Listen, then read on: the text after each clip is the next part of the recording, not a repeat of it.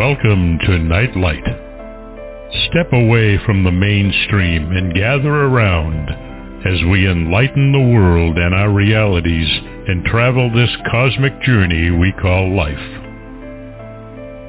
Join us as we share with you and provide that beacon that can guide us all to a better way.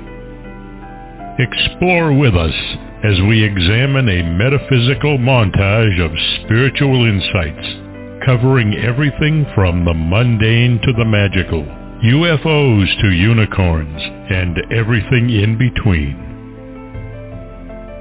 This is a time of awakening, of sharing and evolving, of spreading our wings and soaring on the cosmic breath of creation.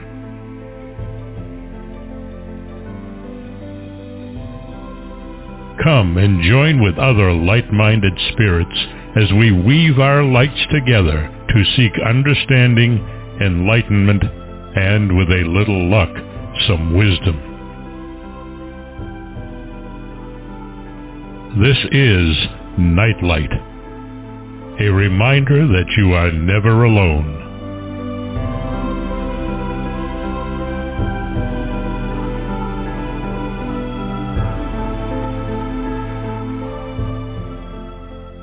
Welcome to Neon Twilight on Night Light tonight. I really am excited about this evening's show. I'm not exactly sure what it's about, but I can promise you it's going to be interesting. Solaris always brings topics to the air that are fascinating and intriguing and thought-provoking, pardon the tongue. I think that it's important, to remind all of you that she takes some of her precious time to join us on this station once a month or twice a month, depending. And I'm so very delighted that she is sharing her time with us. She is on KCOR and she is on Freedom Slips Radio, and she actually has a life. So that she squeezes us in is a joy and a gift. So without further ado, let me turn you over to our hostess, Solaris BlueRaven. Well, hello there, Barbara, and thank you for that wonderful introduction there. It's a pleasure to be here, as always. Always look forward to the show, and we have some interesting topics. I believe we're going to dive into Antarctica today, or this evening. Yeah, yes, that is actually one of my favorite topics because there are mysteries connected to it, but no investigations to prove one way or another what actually happened. Exactly. I was thinking about that today when I was looking for hardcore evidence, and it's just interesting, but it's very, very nebulous when it comes down to what's there, what's theoretically there. You can go through kind of like the mythology behind it, even from the Atlantean aspects, what I wouldn't call Atlantis, but they do theorize about Atlantis. And I don't know what your impression is about that, what your intuitive insight is in connection to that. Do you get a resonance with that information? Well, lately in the last year or two, Mary Joyce has been able to find with Google Earth, and she's amazing with what she finds, the leftovers of a civilization there. And when you go way, way back in time, at one time, the Antarctic was at the equator. So, of course, it had to have a culture there. And now the ice is miles thick in many places. But Mary Joyce did find that the snow must be melting because there are the outlines of a village, a city of some sort.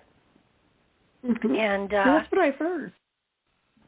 And I kind of, well, right back to the last ice age, we've got lots of material and lots of stuff, half of which probably didn't occur at the time they're saying, but they still have the material. And I have always been fascinated with what happened before the last ice age.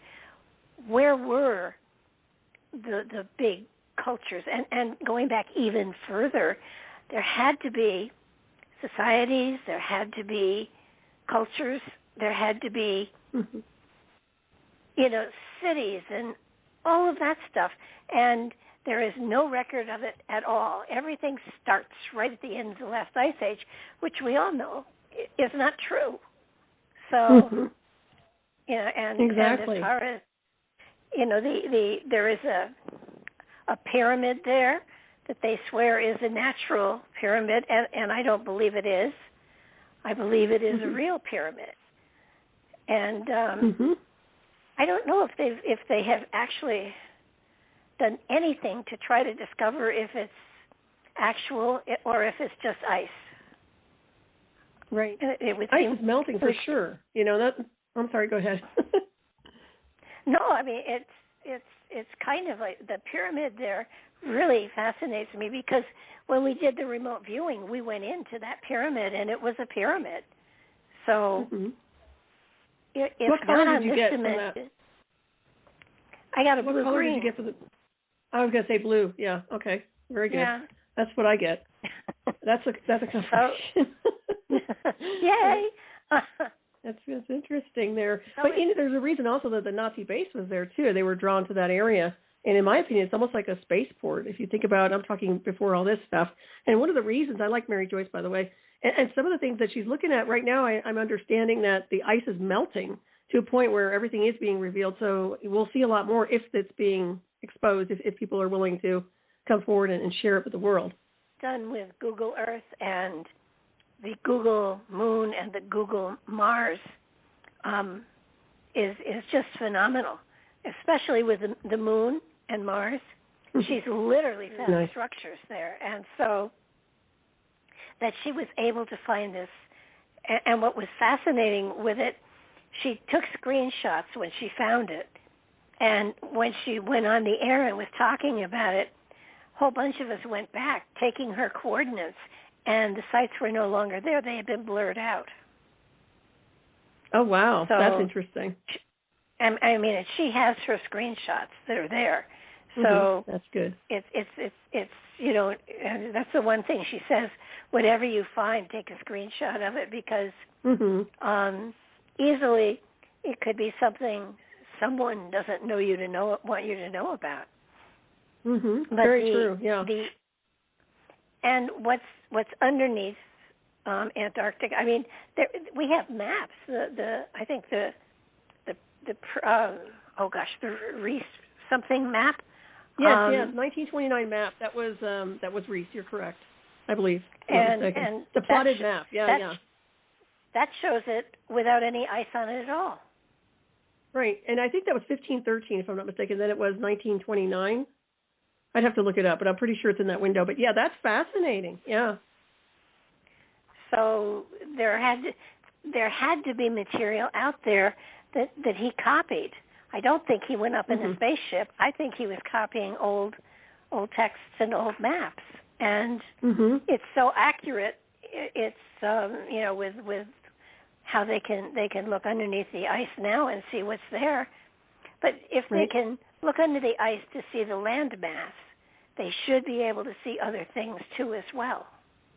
Right. Well, they can. That's that ground-penetrating radar. Same thing with Egypt and the Giza Plateau. There's so much there. There's so many structures underground, and I'm sure even with the ice, they're able to locate specific ancient civilizations. And it's true. I heard that as well, that they had ancient structures there. And someone even mentioned the Vikings, if I'm not mistaken, or some kind of a Viking ancient site connected to them. But also, and I've heard all kinds of things. You have to kind of take it with a grain of salt because, people talk about giants and stasis and this, that, and the other. What I've done, too, with the remote viewing is look for jump points and look for things that are more tangible with space-time. And what I get is that it's literally a spaceport, or was at one point, and which means access to intersecting the cosmic, how we can traverse the galactic highway from that location, to me, is very, very significant with the south access points. Well, when we did the remote viewing, we went in underneath, of course, and then into it, and we came into a huge cavern that had portals on the sides with not hieroglyphs, but glyphs, glyphs of some sort on them that could be triggered to open to other dimensions or other places. So I agree with you. It did look as though it was a jump spot. And you know, it's kind of like, okay, so we've got that here. So there's so much more there, but they haven't ever since, you know, Perry and high jump and all of that.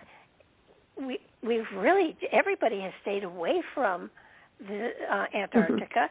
You know, there are little teams there measuring stuff in the ice and everything, but nothing to do with the underground stuff. And it boggles my mind because there were flying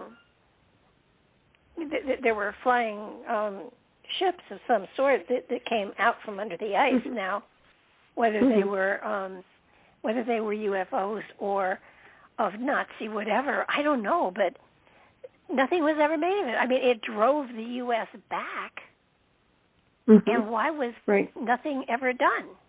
I mean, it was kind of like... It was hushed up, yeah.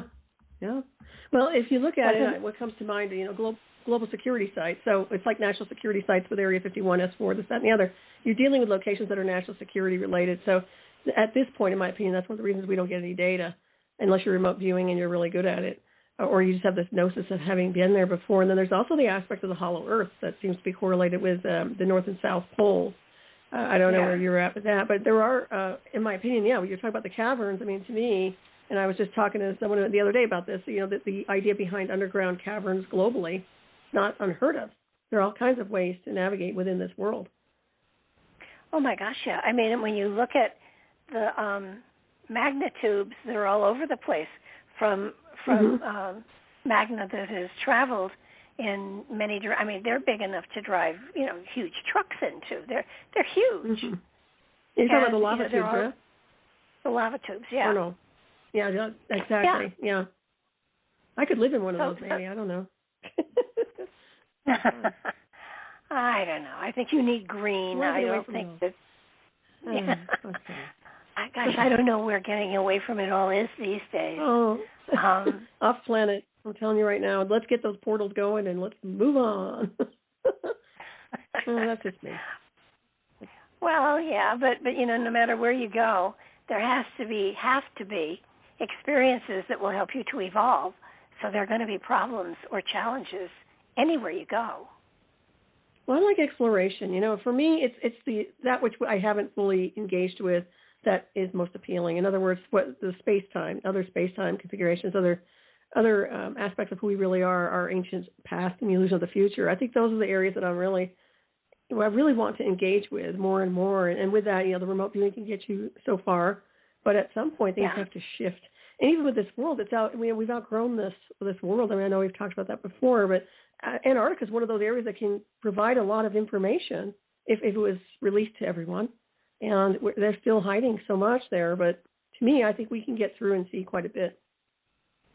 Don't you find it interesting, though, that almost every country, large country, has a team of some sort of scientists there, and they all seem to be working in Congress. And yet, when you look at, you know, our relationship to them as governments, we're not friendly at all. So, it's like they have a what truce. is it? Yeah. So what is it about that area that is something that globally we are working on, and yet we can't globally take care of hunger and poverty and all sorts of other things, but we can put a whole bunch of people up on an ice cube and they all work together nicely. Yeah, I think it has a lot to do with the alien landscape there, if you ask me, and some of the things we were discussing with the inner Earth, beyond the inner Earth, and access points. Yeah, I don't think they're foolish about understanding that there's a bigger scenery connected to our space, the frontiers of space. So yeah, it's probably something along the lines. And then here, like I said, everybody's being kind of slept into this slumber of weird, where it's just this linear program that runs and everyone's just doing their thing from day to day, oblivious to this world that exists right over their heads. It's way more advanced and with so much more information. You know, people look up the stars and they wonder, and it's like, we have data here. We can access this information. Even our ancestors, which is theoretical in the sense of some people say that there could be some remnants of our ancient ancestors there, and that would be extraterrestrial and more than likely, in my opinion. So yeah, it's pretty interesting. Plus the anomalies, you know, I hear all kinds of things about anomalies and transmissions and frequencies there. I think they've weaponized it to some degree to try to keep it secured so that nobody can access it. It's kind of like it reminds me of the Ark, that kind of a thing, where they're just trying to obfuscate everything and then just store it someplace where no one can touch it or access it. Very powerful area. There's a reason the Nazis went there, I'm sure. Of course. Yeah, it wasn't just for watching whatever was over there at the time, but yeah. Shits and giggles, yeah. Yeah. Well, I'm thinking of, excuse me, the messages they received insofar as guidance, and I really never looked into that too much. I remember the Vril and the Thule Society, but wondering if they were receiving messages from extraterrestrial intelligence that was telling them to go to Antarctica because there are the jump points there. Well, that's what's an interesting thought. Mm-hmm. I just, it's kind of like you kind of, I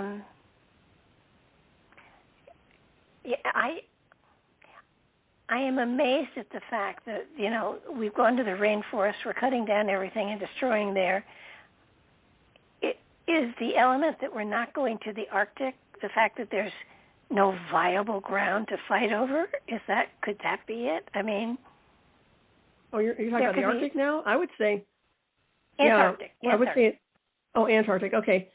Well, I don't know about that. To me, I think there's plenty of territory there, and in my opinion, those who have a specific level of clearance can probably get over there and engage with what's there in a sense. But there's something very, very cloaked about it. To me, it's a very powerful area, a very, very powerful area. And they can only cloak it for so long. That's one of the reasons I would love to get over there, quite honestly. And, remoting it is one thing. But they've got that lake that they're not supposed to fly over that's restricted. Right. Is that the one that has the signature and some kind of an anomaly frequency that has all kinds of pings to it? Or I think we might have even just talked about it. I maybe. But that to me is amazing that it's not frozen over. It's fresh water. Mm-hmm. Mm-hmm. So it has to be heated from somewhere. I mean, you can get frostbite in 2 minutes there, and yet here's this lake that is very deep, supposedly, and pilots are told not to fly over it. And I'm wondering if that's an exit-entrance point for vehicles, and they just don't want somebody to get hit by, something coming out of there.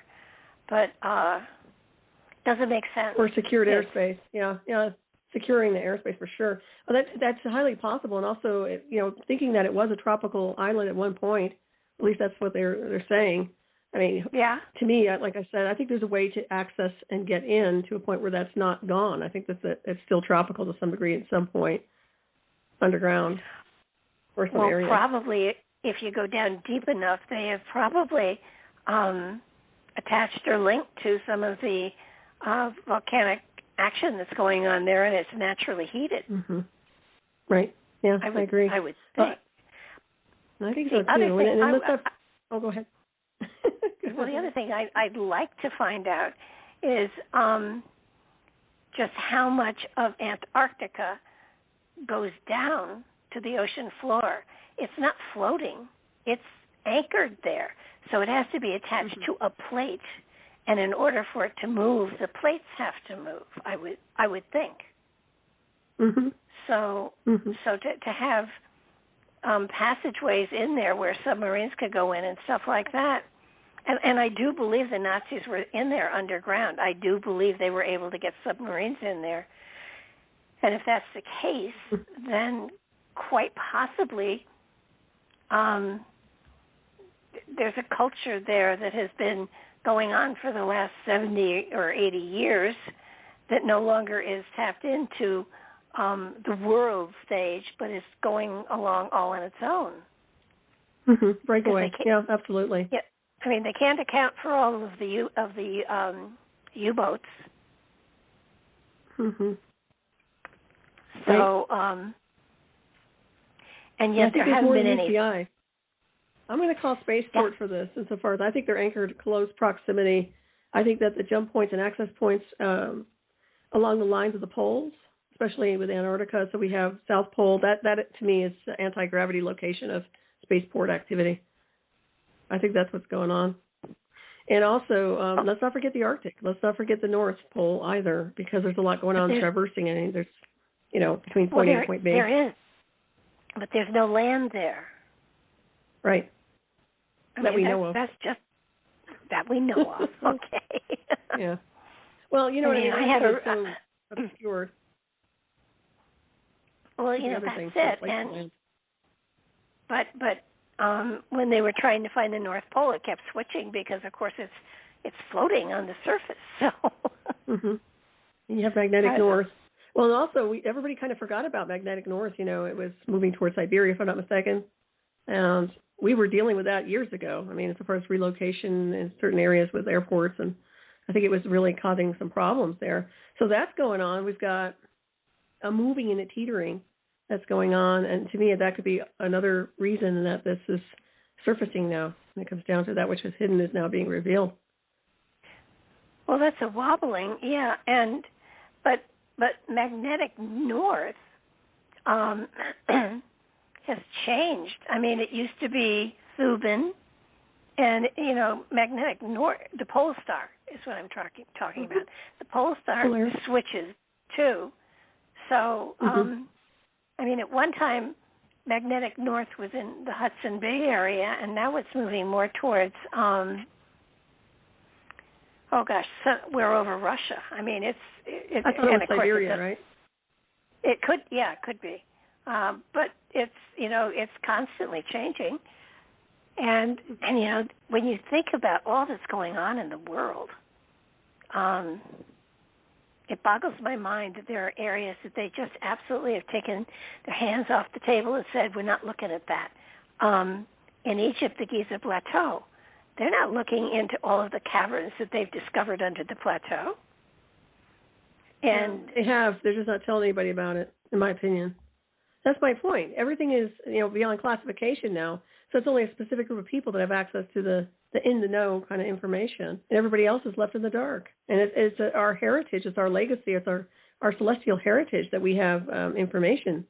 It's not something they're supposed to be concealing. I don't care what their reasoning is behind it. So if people are doing that, which I'm sure they are, then that's not okay. And that's why we kind of dig around and do our own work and eventually have breakthroughs.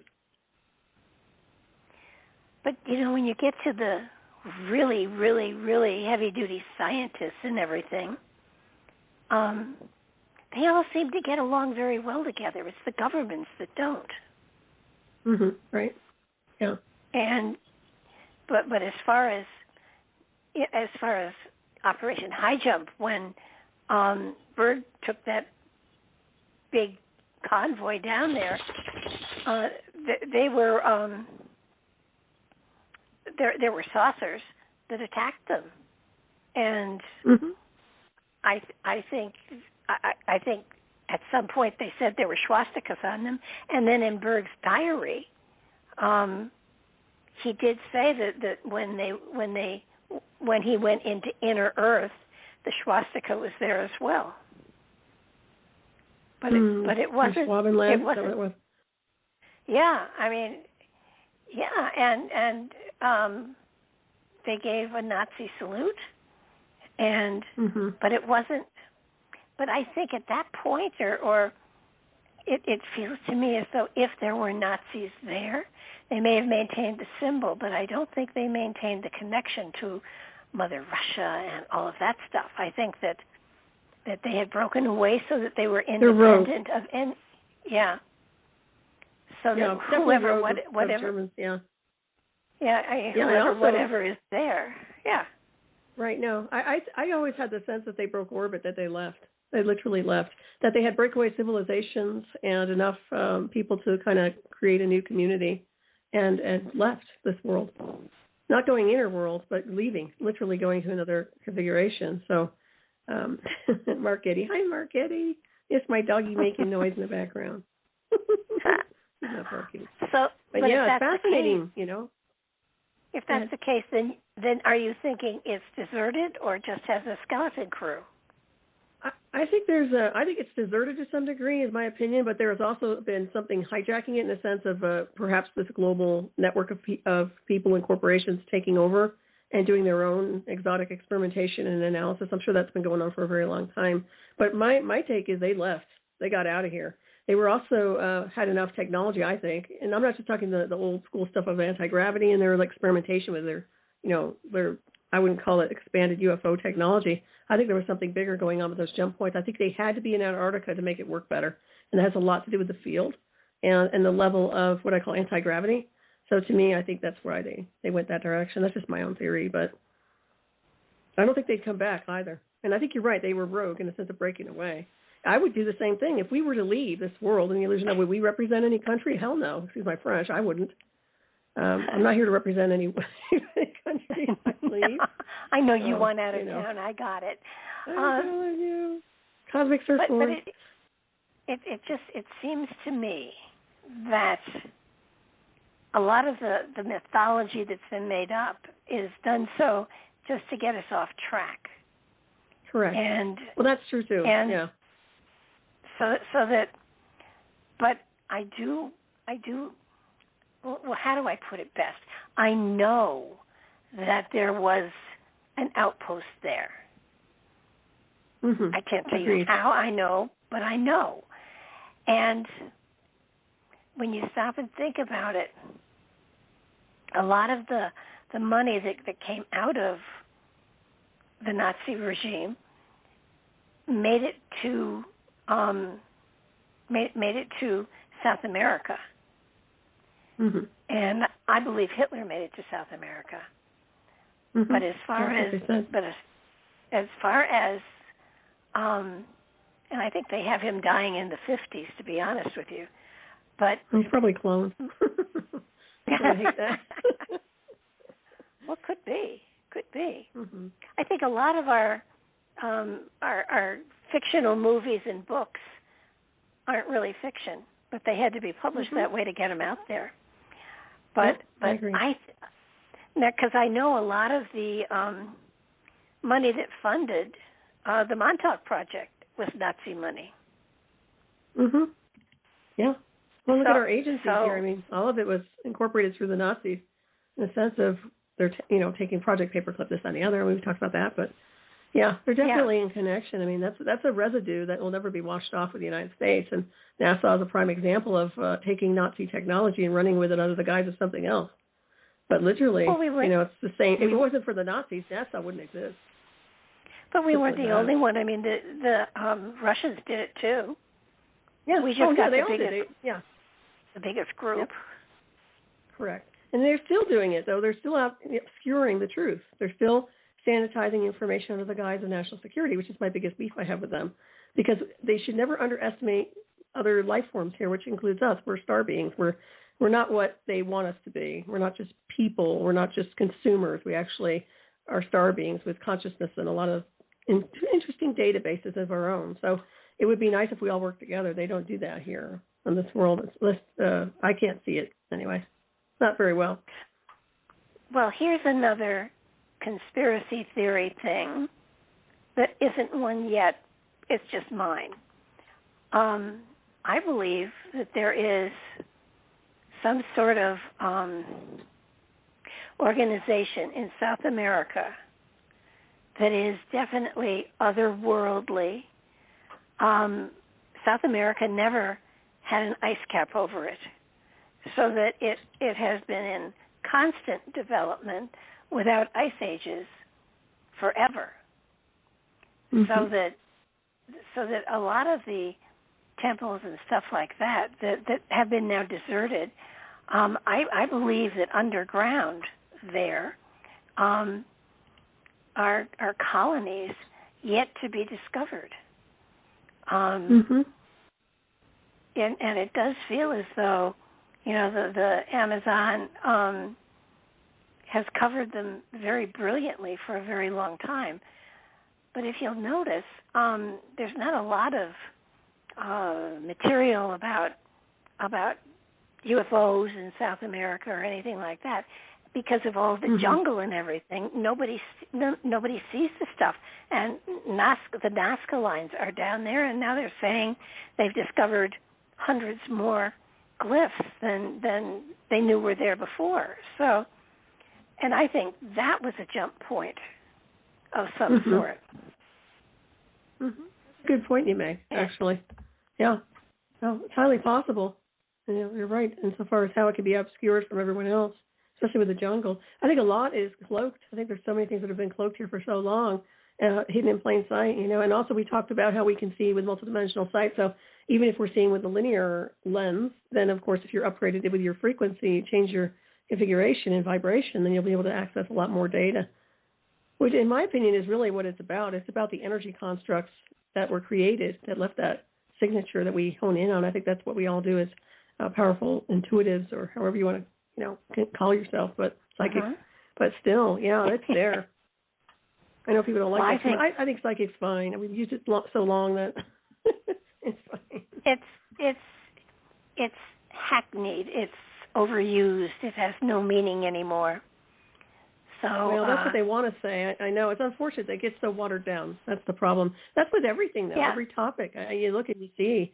And that's why you keep your magic close to your heart, and a lot of the time you keep your information close to your center and not really share it a lot. I mean, I know we're here sharing this with the world, which is fine by me. It allows them to think, if nothing else, to expand beyond what their daily, routine is and look into something else. But if you think about, and I think it has a lot to do with sound vibration. That's my new thing. I think sound vibration may well be what lifted the rocks and planted them and stuff like that. Mhm. Yeah, they've talked about that a lot. It's highly possible. In frequency, yeah, I agree with you. I think there's a lot. I don't know. It seems a lot more dense nowadays, but we could do miraculous things if people would hone in on that and change the field. Well, I think we could do amazing things. Look at the Coral Castle in Florida. Mm-hmm. I mean, he didn't have anything tool-wise to use, and he was able to move all of those stones, flawlessly. I think that there is something, we have a certain number of frequencies that we audibly can tune into, and then, just because we can't hear it doesn't mean there isn't a frequency and a sound out there. Because look at the Havana syndrome, where sounds were used to give people headaches or create tumors or whatever. Mm-hmm. So they're still using it. So frequency-wise, and I think that's what the Tuatha De Danann were using way back before the Druids. I think it has something to do with frequency. And I think that we, as humans, we are capable of that frequency. We just don't know how to. It's sort of like some people can whistle and some people can't. Right. It's creating it's creating a sound that you can't hear, so you don't know if we have it right or not. I think once you calibrate, you'll be able to open up that field a little bit more. I'm speaking for everybody, but the idea behind that would be to open that up and calibrate your own body so that you're able to access more of the bandwidth, so to speak. At least that's what it seems like to me. Well, we've become so reliant on technology that we've negated the fact that our own power centers are far stronger than a lot of technology. They are. One thing about everything that's here is that we are getting calibrated for even the dirty electricity. As weird as that is, at least we understand it. Our body, our DNA signature understands how to calibrate or at least negate to some degree some of these transmissions. So that's one thing. It's an interesting, turbulent world we live in with vibration right now, but I think that's going to change quite a bit.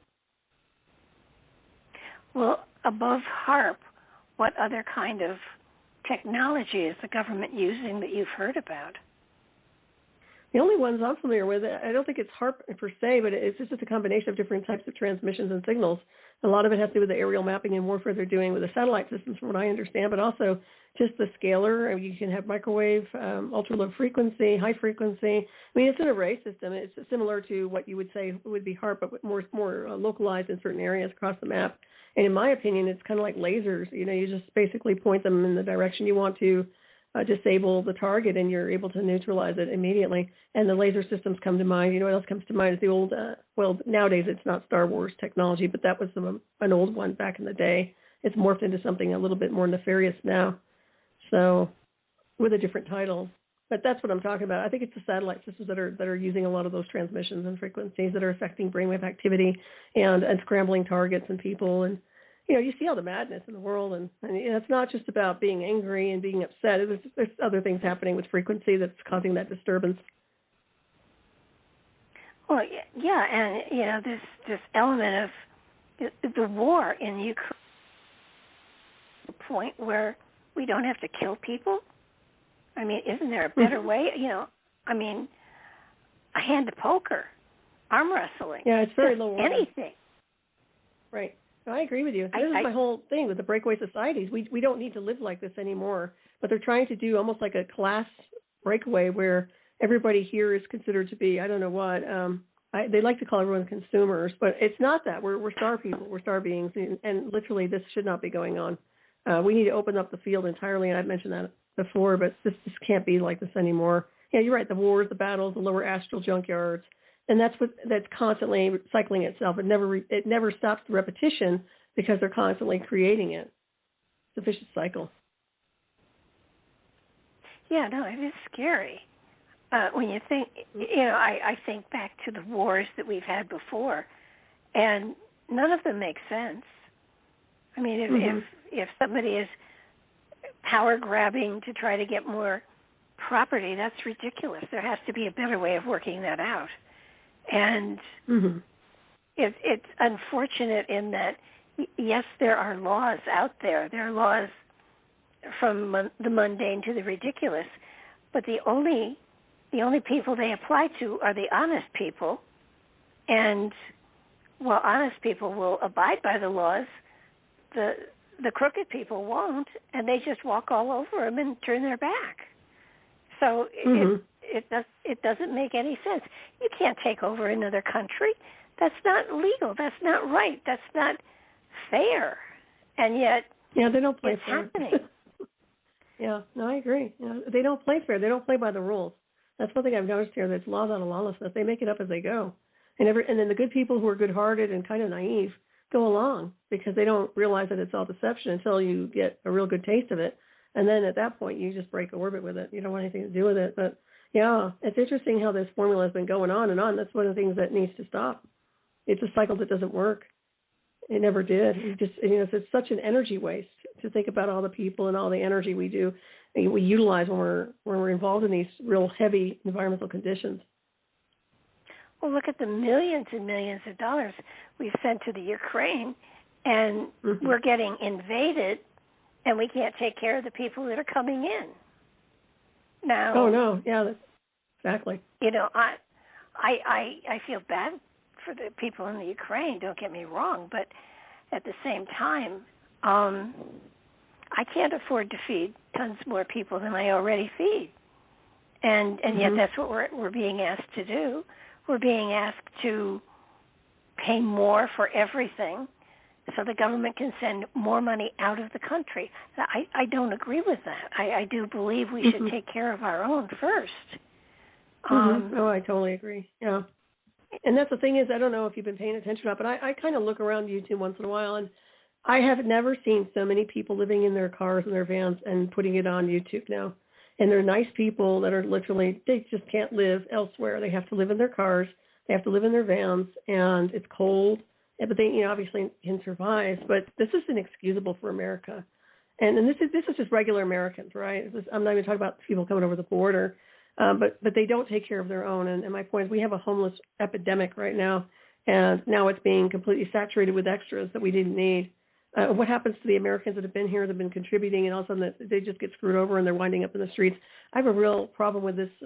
It's just not balanced, and it needs to be taken care of. So, yeah, if you really want to see what the world is about, go watch these people and see how they live. And, it's unfortunate. Well, I think it's California that we're given millions and millions of dollars to create homes for the homeless, and they built the buildings, but the cheapest unit was $600,000. Good grief! Now, if you're homeless, that's crazy. you can build a house for a lot less than that. So tiny house is anything. Yeah, something. I mean, and the tent cities and everything. I mean, holy mackerel! It's embarrassing for the United States, to be honest with you. This is a country that was about, abundance in all forms and designs and the American dream, and now you see nothing but a slum.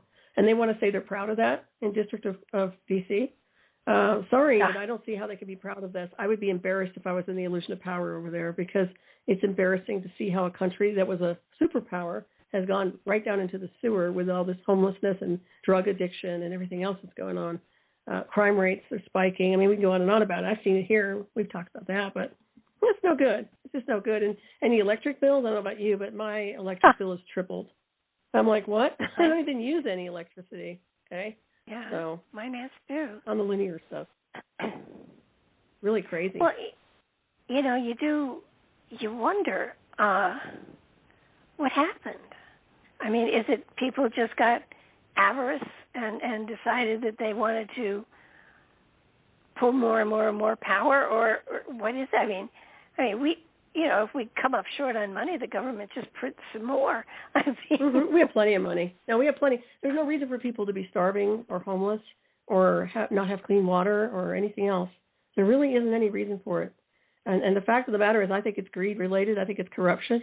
I think there's a certain group of people that want to keep their big money and their big tech and watch everybody else go into the sewer. Heaven forbid they have competition, brilliant people, brilliant scientists, or somebody who actually gets themselves into a position where they're really, if the life is working for them. Seems to me like I said, I've observed the upper middle class going into lower middle class or lower class, and it's like, wow, poverty almost. This is no good. Well, and they there's think it's no okay, more middle. There's no more middle class. That's gone. No, there's it's actually people who are sweating bullets trying to survive. Yep. And, it gets me. The other part, too, we have people, and I guess they're all over now, but they're ex-military. They just sit out there and in the middle of the road to take handouts. And, yeah, what happened to that? Yeah, I mean. Why didn't the military take care of them? Yeah. No, it's true. Well, all the vets, that's how they were treated. Yeah, go ahead. Yeah, but some people, some people are sick and they don't know it, and they don't have the capacity to figure out how to get out of the doldrums. I wouldn't either. If I suddenly lost everything, I'm not sure what I would do. It's trauma. Anyway, look at it. And a lot of these people are psychologically fractured, especially if they're military, ex-military. They come back fragmented, psychologically damaged. They get them on medication that doesn't work, and then they get worse. They're not really, the aura, we talked about energy and how you can tear the aura. Well, think about combat and how destructive it is to the electromagnetic field. And I don't care how strong you are.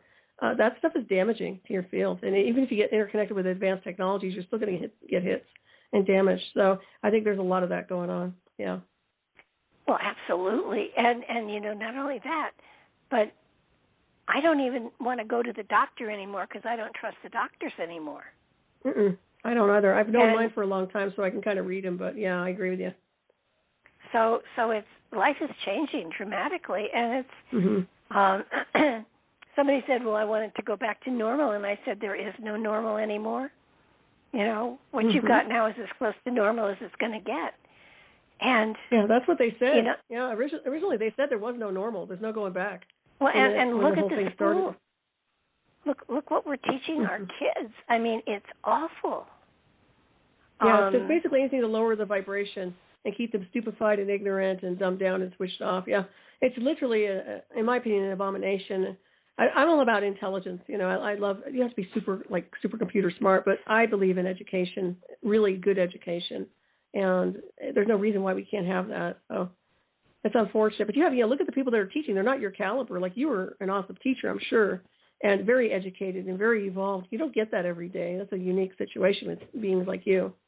So I don't know what they're hiring for teachers now, but I don't think they're very qualified. That's just my 2 cents.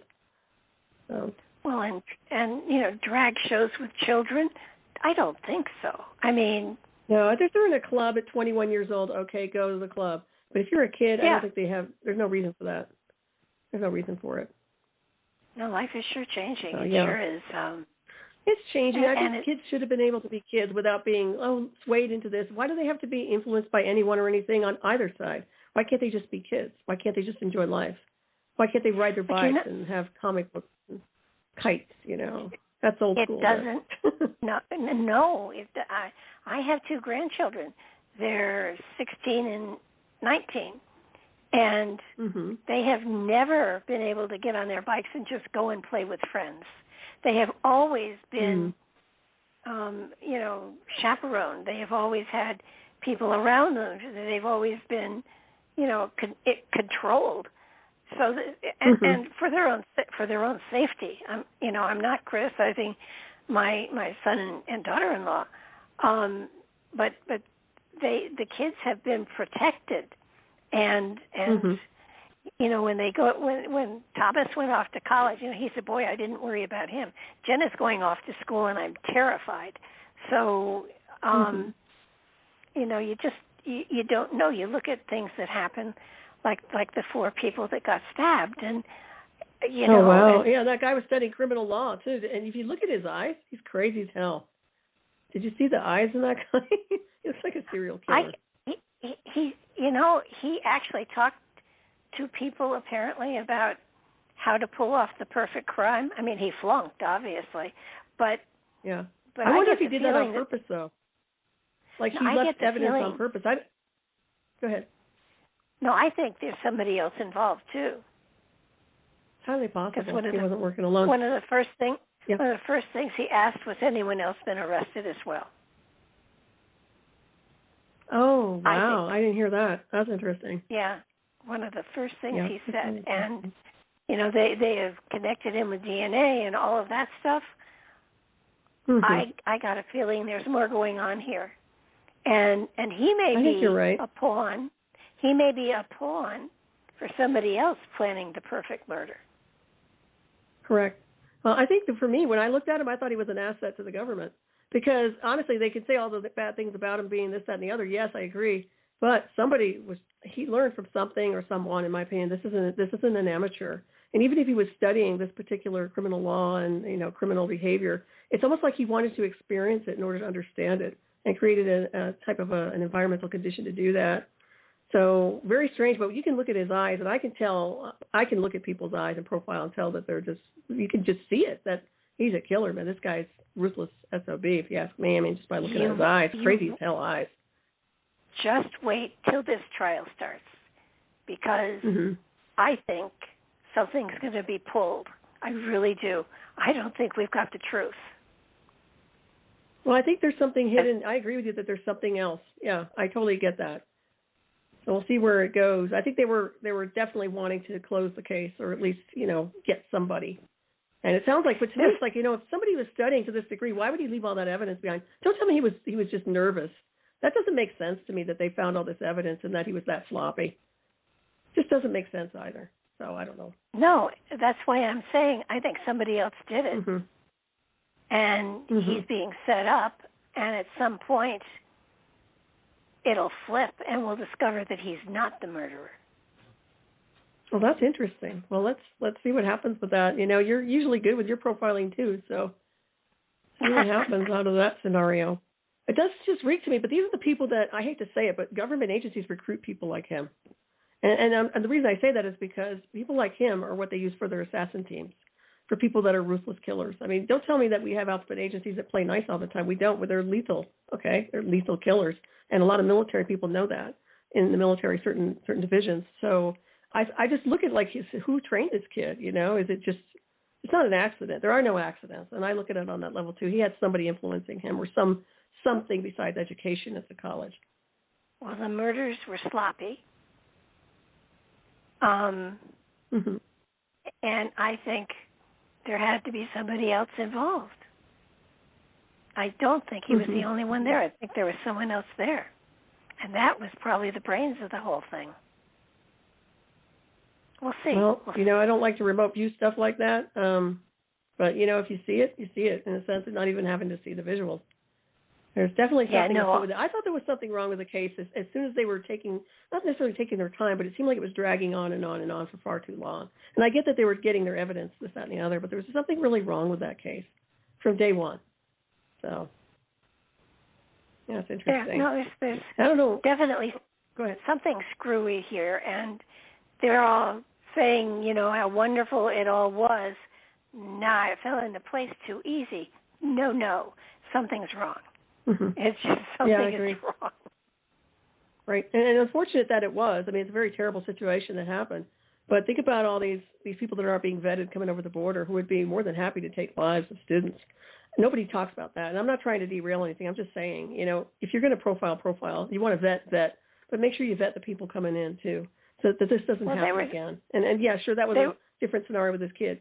Go ahead. They were saying that 95% of the people coming over the border were not eligible for,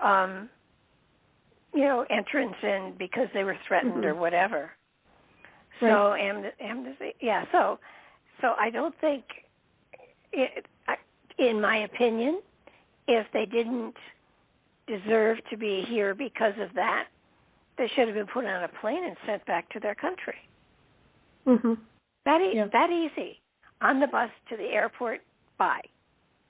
It's just common sense, It's not rocket science. And it's not personal either. This is the thing. It's not about race or anything. It's just about we don't want this kind of criminal activity in this country. We have enough of it. We have to neutralize the criminal activity already. Look at this place. It's nuts. Yeah. How much is everybody supposed to put up with? I mean, you want to, like I said, you want to be proud of your country, but it's like, this is a joke. And the police are overwhelmed. So, yeah. They are. It is frightening. One thing I'm curious about, they are finding huge shipments of fentanyl. Huge. Mm-hmm. How are they destroying it? Well, that's a good question. Why don't you ask the CIA? Yeah. I'm just kidding. Well, I know.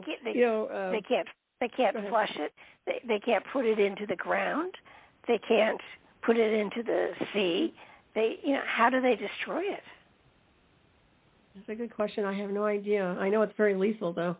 If you get near it, it's no good. So this is another thing. I can't imagine people being able to bring it over the border, period, or however they're bringing it in, because it's so toxic, and it doesn't kill the people that are actually bringing it in. It's just bizarro. That's a good question, though. All this stuff we don't know. Who's in charge of it? Who's actually doing something to destroy it, and how are they doing it? I agree. I think that's a good question you should probably send over there. If somebody is transporting fentanyl and they're caught, they should just be given fentanyl pills. If, they're transporting cocaine and they're caught, they should be overdosed with cocaine. It's really easy, if you exactly. I mean, there are some things that I know it sounds terrible, but I don't know how else you can persuade people to not do horrible things unless they really understand that the consequences are horrible. Mm-hmm. I think a lot of these people aren't afraid to die. I think that's part of it. I think they're so damaged psychologically that they don't care. They don't consider their own death anything, their own life anything. So I don't think they would even give a damn, quite honestly. That's my observation. Some of these people are afraid. They're not afraid of anyone. They don't care. Like these gang members, they just go in and take people down. They don't care what the consequences are. They're weird. I think they're actually damaged. I mean, I think a lot of these people are just psychologically fractured and they're not functioning properly. They have no real soul force that's there, from my observation.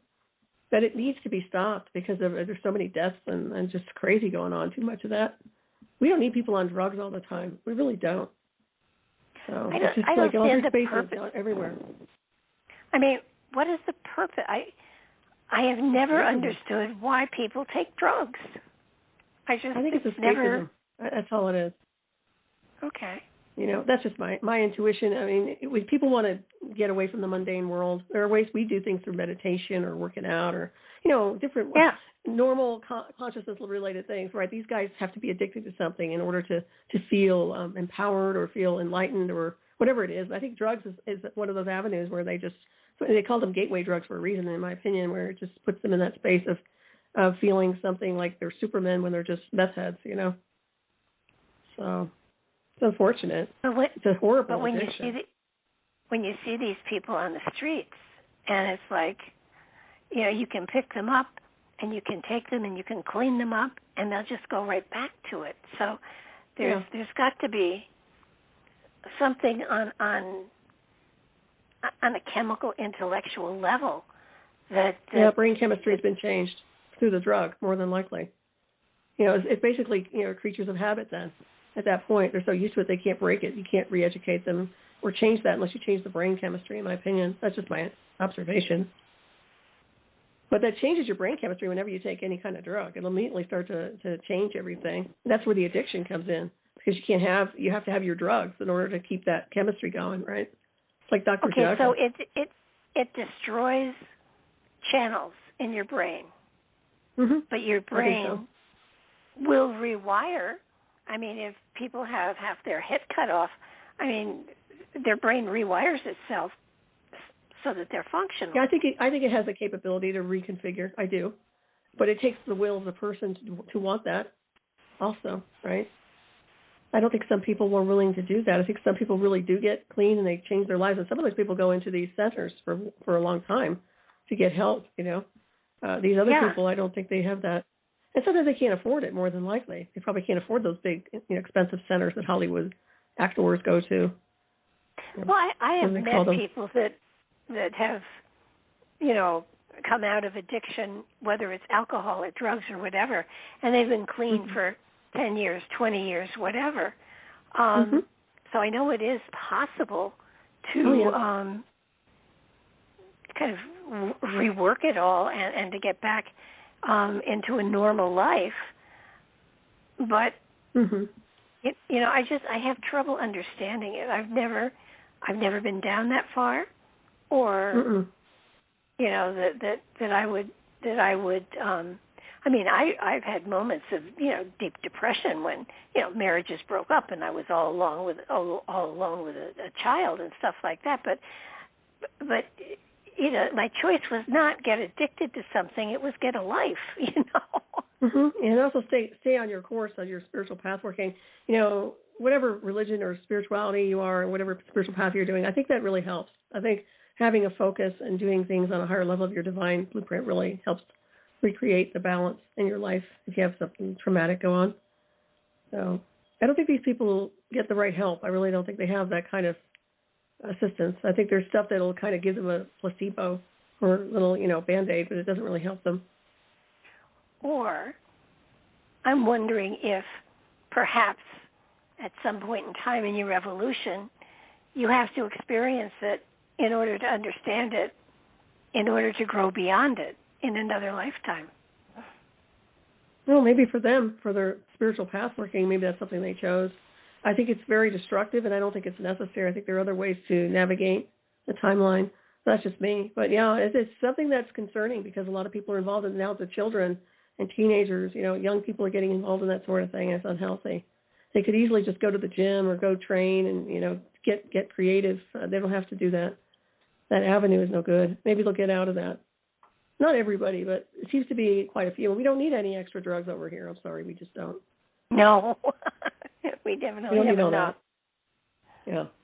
But it does make one wonder about reincarnation because, being into drugs, dealing them or using them is karmically inappropriate. So when you come back in another lifetime or 1,000 years from now, there has to be something that goes on in that lifetime to balance out this experience, I would think. Yeah, I guess it depends on their contract, but I don't see anybody reincarnating back here. I really don't. I think that this is it. I think the cycles of reincarnation are going to be disconnected, and people are going to have to go to different configurations. That's just my own intuition. They may not have it as easy next time. That's why I say never take life for granted. You never know what's going to come back. Oh, I'll just come back in another lifetime. Maybe not. Maybe not. People should be careful. They really should. But do you think there's an end to incarnating, or I think there's immortality. Oh, go ahead. Okay. Well, the spirit's immortal, absolutely. Mm-hmm. Yeah. But in order for the spirit to experience, it has to be in physical, and the physical is not immortal. So, of course, it could be. It could be. It could take on a different form in another space-time. Okay, so I'm saying incarnation here. I don't believe that anybody's coming back here. So the reincarnation aspect, the immortality, you are immortal. That means you take on another formula with a blueprint that you brought with you, because it's coming from the stars to begin with. Your cosmic blueprint doesn't come from this earth; it comes from the stars. You incarnate here, right. you enter onto a timeline here to experience this world, but you're bringing the data comes back or forward rather to a new configuration. And in my opinion, they can take on any body they want or any avatar. I don't think it's limited. I really don't. But that's just me. Maybe that's just where I'm heading. No, I agree. I agree totally with you on that one. You know, it's you could be green with purple hair in another dimension, for sure. Mm-hmm. Mm-hmm. I don't think we're limited to just this one small band of time or physicality. I do believe there are other dimensions and planetary systems and universes where the physicality is completely different. But again, you're still on a journey so that you are karmically working out things, not necessarily in the same way, but there's payback. There's always has to be a payback. There's cause and effect, and it works so that you're seesawing throughout time. You know, I definitely agree with you on that, and there are probably a lot of people that don't come back here, and you know, part of it could be so many of them got to a point where they were transcended enough so they didn't have to have the physical here, and they just haven't come back, and that could be a reason why our society is going downhill. Oh yeah, well the elders and the star beings, we're leaving, and I consider beings like us star people. So when we're gone, we're gone. It's like one less light on the planet, the illusion of. And I'm not saying that in arrogance. I'm just saying it's like lights. You have starlight here, you know, a grid of lights, and people represent that light, those points of light. And each time they leave, it gets a little bit more dim, And the only reason it's getting dim is because the evolution is going in reverse here on this world. And when they think they're advancing, they're not. They're going backwards. Whether it's sabotage or not, they're still not going the right direction. There are breakaways and starseed breakaways, in my opinion, that are already moving on into another configuration, and they're halfway there if they're physically here, but they're going to make it. And recalibration and all that, it will be part of that, in my opinion. So, but it's interesting to see. You know, I don't think people even contemplate another lifetime, but the immortal spirit is just that. It takes on so many forms, and if you're lucky enough to be an astronaut, and you get out of here, you break orbit with this world, and you go to another planet, you will change. Your DNA will change. Your physical appearance will change. You'll be recalibrated, reconfigured. And as much as people say, well, that's not possible, it is possible. Different space-time configuration will accommodate your DNA sequencing, because your star being will accommodate the environmental condition. And I know that. I mean, I know that like the back of my hand. So to me, I find that the future of traversing the galactic highway is fantastic. It's so phenomenal. And it's not anything that people should not know about. In other words, they have to open up these doorways. They have to open up the information, and part of Antarctica is that. You know, I was always wondering about Buzz Aldrin. Like, what was he doing down there? And I know they're saying he was on a tour of something, but it doesn't sound right. Some kind of a trip he took down there, which was a tourist group, but that doesn't sound right to me. Something else was going on. I don't want to digress. He wasn't the only one. He wasn't the only one. There were others there too. And you know, I heard a number of people saying, well, what are all these people doing down in Antarctic? You know, it doesn't make sense. And and the timing, you know, 12/12, wasn't it, or something in that window of December? Yeah, it was. And it's sort of like, I swear, when we did that remote viewing for Antarctica, we saw that chamber. I mean, I could describe it. It was, you know, and it was amazing. So that, you know, we saw the chamber. We saw the different glyphs on the different portals. They were round portals. They weren't square doors. They were round doors. And I can remember, you know, looking at them and just wondering. And you could see people walking up to them, touching them, it became like wavy. They stepped through and it became solid again. And it was really weird. Well, cool weird. And did you see the glyphs were silver, or what color were the glyphs? They weren't a color. They were a light. Oh, okay. Reflective or no? Then. Just curious. Let me see. They glowed. They glowed. Actually, and some of them glowed in different colors. Okay. So that they were pretty colors too. They like turquoise and lavender, and there were reds and greens and blues and yellows, but the different shaded colors were kind of pretty too. And it just, it was almost like, how you see these pictures of people going into these huge corporate buildings and going through the spinning doors, just constantly, revolving doors, thousands of them. And that's the feeling I got here. It was like people were going to work in another planet or another universe, whatever. It was a jump spot, and I don't know where they were jumping to. That's very interesting. I think you're right on that, to be honest. I think you have a lot of good hits there. Yeah, it makes sense to me. The workplace comes to mind, the illusion of workplace, but it is interesting. If we were able to do what these breakaways do, so far as what their research is involving, it would seem like we're living on another planet. It really would. It would seem science fiction. And it's unfortunate because for me, I think that was always where I was supposed to be. I mean, beyond the spectrum here, I think I was always supposed to be in those areas. But when you talk about things like that, I don't remember if I was actually there to do the remote viewing with this, but it resonates. A lot of that information resonates quite a bit. Yeah, that's really interesting. So you'd probably know your way around just fine getting over there. I'm sure I would too. And that's what the thing is, we're not snooping. It's a part of our cosmic heritage, if you ask me. And it's important to be able to look at these things and look through that window and see, and also be part of it, because we are not designed to stay here forever. I mean, we want to keep growing and evolving. And in order to do that, we have to have more data, more information, more confirmation, more frequency, because with the data comes frequency, expansion, and consciousness, and a lot of other things.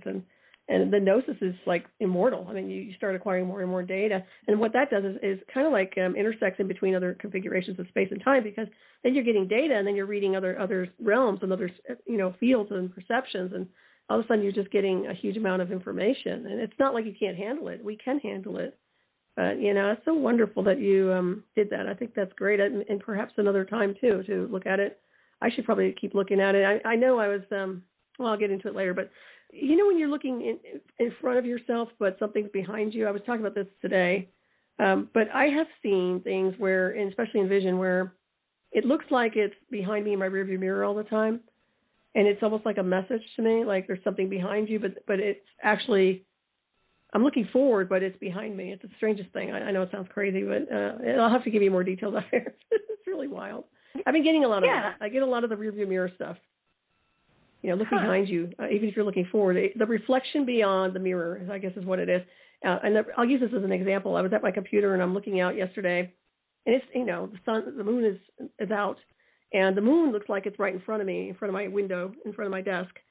And yet the moon is not in front of me. It's actually behind me, but the reflection of the moon was forward. I'm saying look at the reflection, because I think everything is inverted, and I think that's the message I'm trying to relay, even though I'm not doing it correctly. But that is so weird, because I was convinced that the moon was right there in front of me.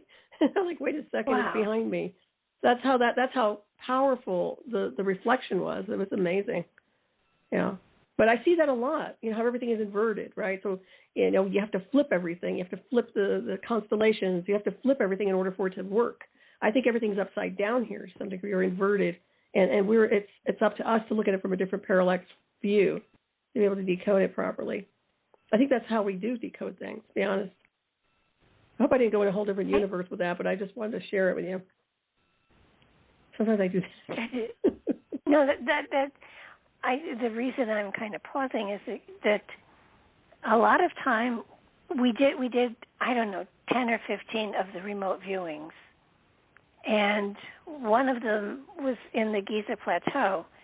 And I remember walking down corridors that didn't have lights, but as we walked down the corridors, the walls glowed so that there was light. And at one point, as we were exiting, there were handprints on the walls. And I said to everybody, find one that fits, put your hand in it, and see what kind of sensations you got. Now, when I did that, I got a feeling of energy coming through me, and I got quite warm, and it was like, it wasn't a vibrating energy, but it was almost like it's almost like it turned on something that was in me already. Mm-hmm. So that I wasn't drawing anything from it. It just clicked something on inside of me, and I suddenly felt glowy. And everybody had a different feeling, of course. And one of the people who didn't say anything at that time, afterwards I asked him, and he said, I found a place where I could put my hand up. And I said, well, why didn't you share it? He said, because when I put my hand up, it only had 3 fingers on it, and it fit into a 3-fingered slot hand thing. Oh, and, wow, yeah. Oh, cool. I know what you're talking about. Go ahead. It was just kind of, it was interesting. It is very interesting, and don't ever discount, I know you don't, but I never discount that type of activity, whether you're remote viewing or even if you're doing like a vision quest or whatever it is you're doing, because that stream of consciousness that's getting interconnected, but it's also activating, especially in areas like that, when you're talking about those caverns and also the lighting that's coming through, that's right on. That's right on target if you ask me. And also when I look at other off-world celestial designs and blueprints, it's always about that. It's always about, we don't use the electricity they use here. It is exactly like that where everything is there. It's basically almost like you project it and your field interconnects it, and it's an intelligent design that lights up wherever you're at. So as far as structures go. So that makes perfect sense to me on that level. I think that'd be fun to do again at some point. I know you talked about that, and I know you have records of the classes, I guess, but it would be fun to kind of go back and look, or forward, I should say, because I don't believe we're going back. I believe we're going forward.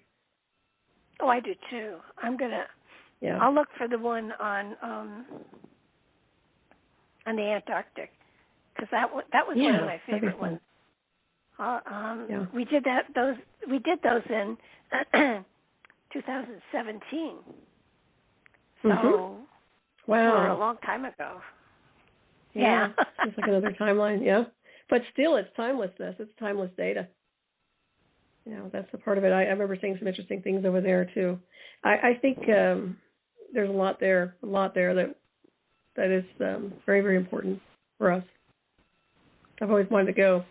I won't get started with that. Well, I think, get my portal ready. The more that we do these shows, the more that we kind of go over a lot of the potential stuff that's out there.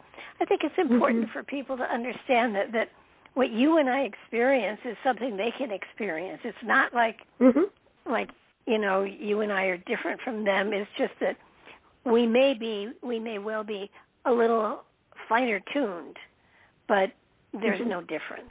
I mean, it's. I think we are more open to receiving stuff because we've seen such strange stuff that nothing is unusual these days. Yeah, and I think people need to trust what they're getting to. A lot of the times if they're meditating or if they're doing any type of exercise like that, they should trust a lot of the data. I mean, in the sense of their gnosis, but not imaginary stuff, but just trust, the imprint you're getting, and then you write it down, and then you can look and decode and see how it works for you. But it's a fascinating process, and in my opinion, people don't use much of their brains, they say, but if you're on a multidimensional level, you're switched on, and your field is completely engaged with the unseen realms, which in my opinion is what we do. So that's part of it, and the fear aspect that people are afraid of anything. Oh, I don't want to see this. I don't want to see this. That's going to put a block on them. That's going to put a stopper. And that does happen. I mean, people don't want to know sometimes. They don't want to see it. They don't want to know about it. And it's understandable to some degree. But these types of things are very harmless, in my opinion, unless you're going into a really hardcore area. Well, the remote viewing is just a heavy-duty meditation. Nothing can reach out and grab you or anything like that. I don't think. I'm pretty sure not. Well, I've had remote. I've had interesting experiences, but they weren't like a meditation. They were literally it's interface. It's just an interface program, and that was a while back. But I've seen stuff, and I've had. What I thought was not real time was real time. Let's put it that way. So it was interesting, but most of the time you don't see people. You don't see others there, right? You're not supposed to anyway. That's the whole thing. Unless you have trackers. That's true. I don't recall seeing others, and yet I do think there were others there. But for some reason, there was a different energy, so that we could feel them but not see them, and they could probably feel us but not see us. Right. So, it's kind of like... That makes sense. Every now and then, you're sure somebody's behind you and there's nobody there. Well, there probably was, but they were probably in spirit or in some form of astral travel or something like that. Mm-hmm. So and there's the spirits, and then there's surveillance. Those are different. Yeah. You know that. If you're in public and you see cameras, and I could literally, if I were seeing people like observing me through the lens, because I used to work surveillance, so you can always tell when they're watching you. At least I can, because I work surveillance. So I can always tell if I'm being honed in on. Yeah. Well, not that I'm anybody, a target or anything, but it's interesting. Well, that anybody surveilling me is probably going to be very bored very fast. Well, they do get bored in those rooms. It's kind of like research and expanding consciousness, and nothing that is going to change the world, but maybe a little. I've often thought that with these shows that we do, that if just one person gets a hint of something they want to look into, then we've done our job. It's sort of like, putting it out there and having people say they're crazy or let me check that out. Both of them are good. If it makes people kind of wonder and do some research. I haven't had any nasty letters ever, about knock wood. What kind of crap are you putting out? Well, you shouldn't. You shouldn't get anything like that. And even if they don't agree with it, there's agree to disagree, and they're, turn the channel. That's all. But yeah, it's just interesting. There is a lot of data in our day, and back in the older days, in the illusion of. We didn't have anybody out there on the radio telling us, how to kind of remote view or share information that expands your consciousness. You could watch television once in a while. I think In Search Of comes to mind with Leonard Nimoy or something, but you really didn't have the access. And now conversations like this are gold, if you ask me. They really are. And if you're really honed in, you can get a lot of information that will help you on your own path that you're doing. Well, I remember when AOL started, they had a crystal something room, or it was for spiritually oriented people, and it was a fabulous place to be, because there were all sorts of spiritual people sharing information, and I was one of the people that did readings for them, and the readings were free. That you didn't pay for them, and it was really a wonderful exchange of information, and it was very exciting. And now this goes way, way back, 20, 30 years, whatever. Yeah. Right, the old AOL? With the modem? Old AOL. Oh, my gosh. Wow. It was, but it was such a different world then. And, it was, but there were some fabulous people that had wonderful wisdom that were sharing it like crazy. And today, everybody has a handout. And it's I know you're all about giving things for free. I don't believe in that, though. Our conversation, obviously, but there's certain things I believe there has to be an exchange. That's just me. Oh, I agree. I agree. Yeah. And otherwise, they take everything. You give them an inch, they take the whole world from you. I've had that happen to me. That's why I'm that way. Oh, well, yeah. Then you've got a valid reason for it. No, I've been playing with the possibility the deck of cards is no longer published. And I am... Oh, but there are decks out there all over the place. You can still buy the decks. Oh, okay. That's good. But my thought was, wouldn't it be fun to create an app for the deck of cards? And so you could select the card and get the write-up on it on your cell phone. Oh, that'd be awesome. Yeah, you should do that. Thought. I'm going to look into it. I don't know, and preferably it would be a free app, of course. And it would be, I would rewrite all of the write-ups for all of the cards and expand upon them in a more spiritual manner so that it would give people insight into what that card meant for that day, if they were using it for a day or a problem they were having or something like that. It would be kind of like, here's a spiritual philosophical approach that you can use for this particular situation. I think that's excellent. You should get on that. Get a programmer. Yeah, I did. I don't even know how to start. I mean, I can certainly do the rewrite. That's nothing. I just don't know.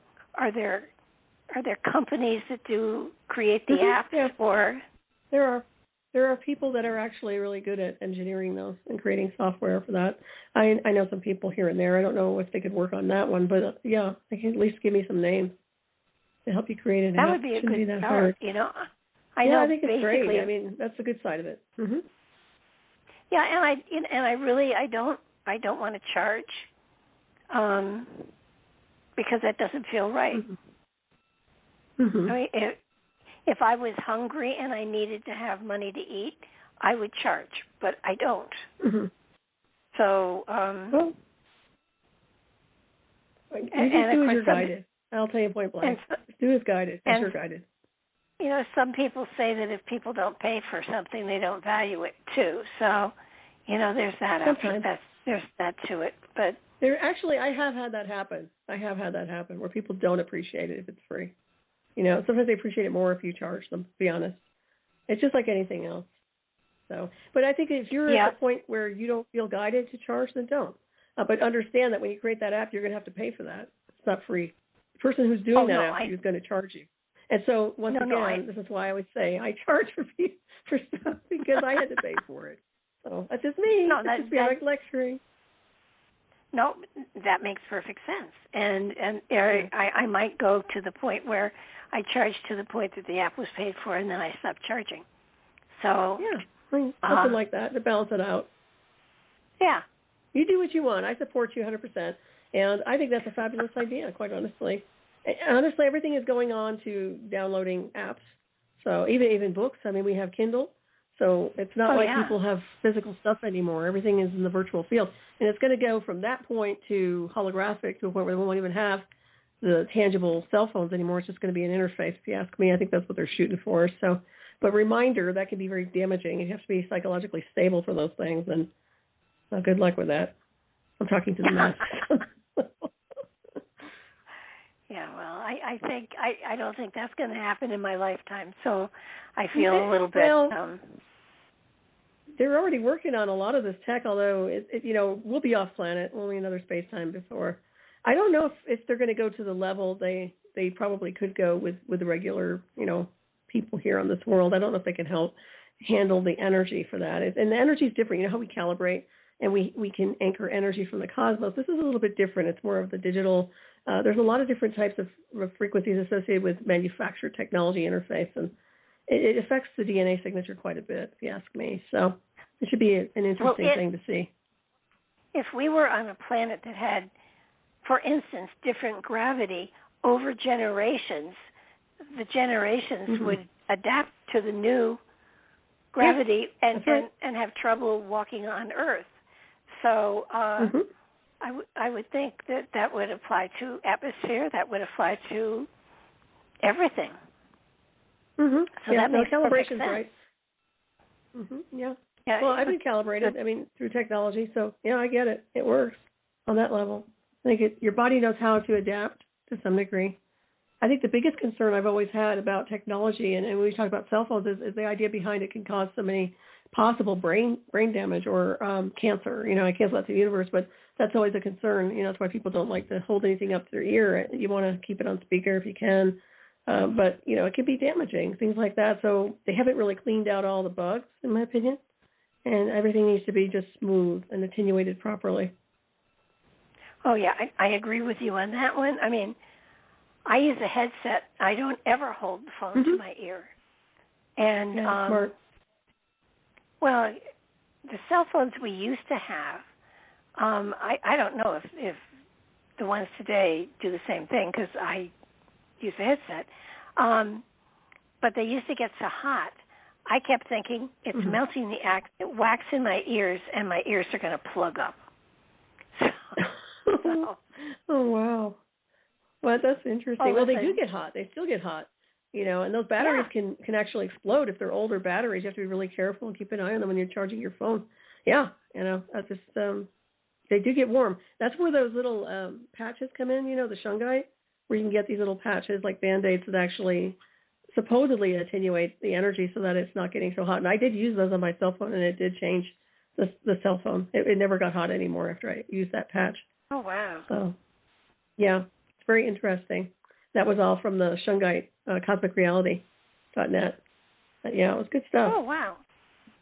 Well, you see the people with the buds in their ears, and I wonder, does that? Yeah, I have little ears. I am, a great candidate for pierced ears because I have no lobes, and nothing fits comfortably in my ears.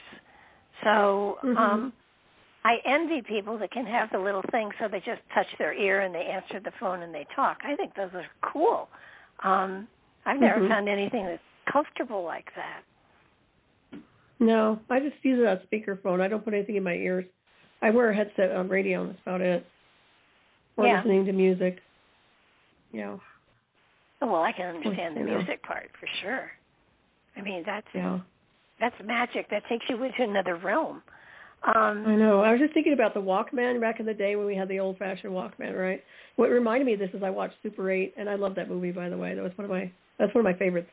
I don't know if you've seen it or not. It's really cute, but they were kind of reflections of like when people had Walkmans and the old-fashioned stuff we used to deal with, and of course nowadays everything's changed. But I used to live in those. I mean, I used to have my headset, and I'd always listen to music. I was always tuned out of what was around me and always tuned into music back then. It's kind of funny. Well, no, I can understand that, and I think I always have music playing here, almost always, just to have a balancing of the environment. And I know the cats too. If I leave music on, or I leave the TV on, because if it's too quiet for them, they go nuts. Yeah, I do the same. So, you kind of have to have some sort of energetic that takes you out of the here and the now and puts you in another frame of existence. And I totally agree. Dead total, absolute silence is too loud for me. Well, I never get silence because I have air traffic, and I can hear the frequencies of the planes before they show up over my house. That's how fine-tuned my hearing is. I'm not kidding. I can literally hear them before they even show up. The transmission, the frequency, not the sound of the engine, the frequency. Yeah. I have ringing in my ears and have had it as long as I can remember. And chiropractor once, I don't know what she did, but it was gone, and I said, whoa. Don't touch me. Oh, that's good. And she said, why? I said, it's quiet. And, she put her hands on my neck, and it came back. And it was like, wow, that was so strange that I actually heard what it was like to not have the ringing in my ears. I would miss so it if it was it's back now? Oh, yeah, no. Is it gone now? It's gone. No. Oh, you still have it? Always.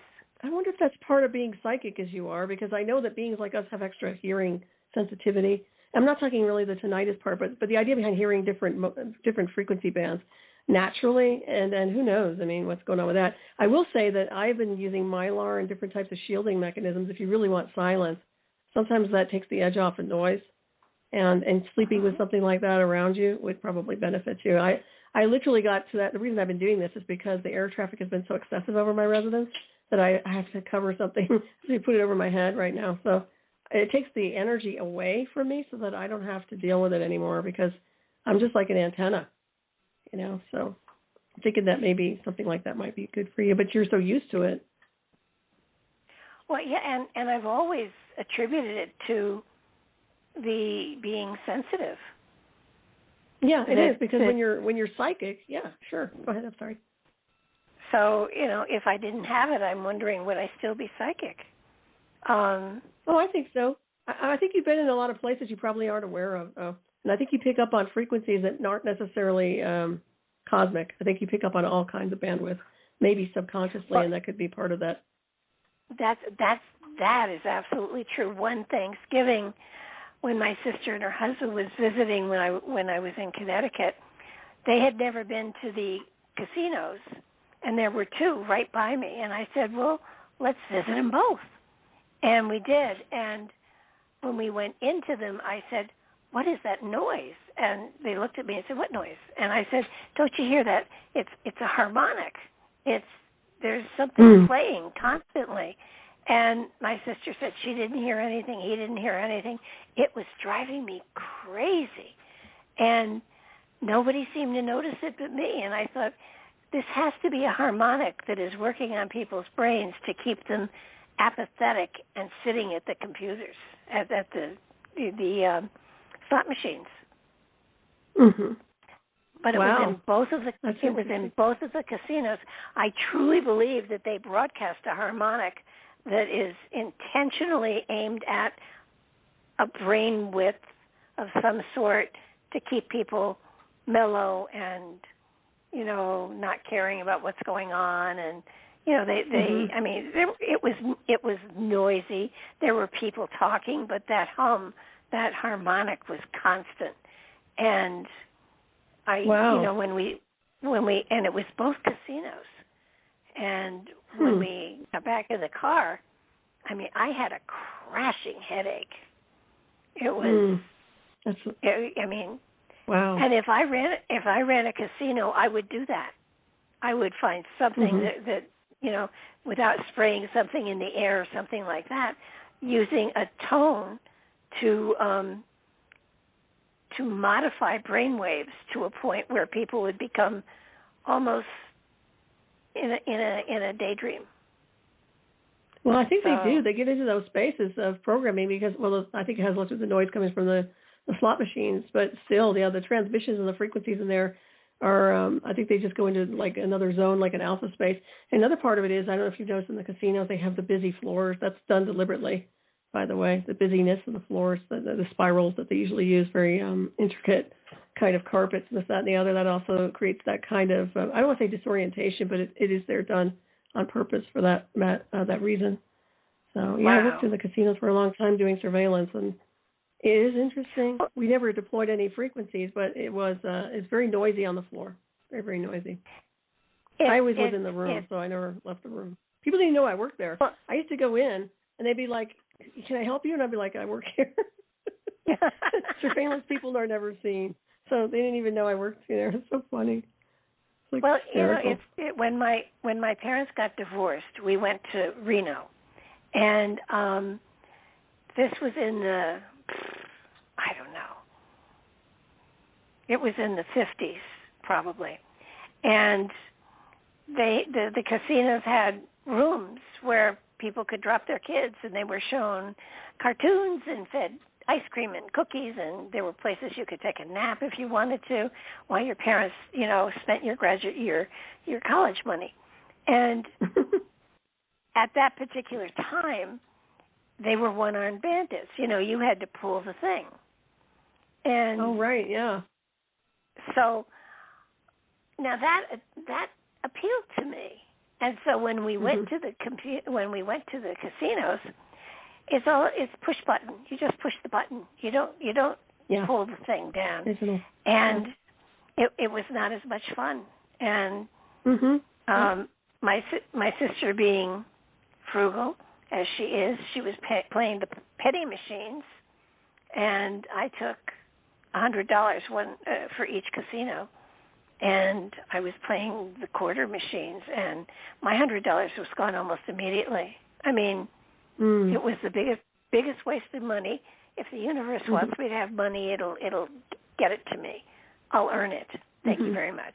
But the Progressives is my suggestion. If you ever go to a casino, go to the Progressives. They're the ones that usually hit. Just a heads up for anybody listening. Well, just the ones that they go up in increments. You'll notice them. They'll say Progressive on them. But those are the ones that are more. I think that people tend to win on those more than the other kind. But I do remember in the old days, where you pull the handle and the coins come out, and people used to like that. They used to love the sound of coins hitting their little. And they had the big cups that they kept their quarters in.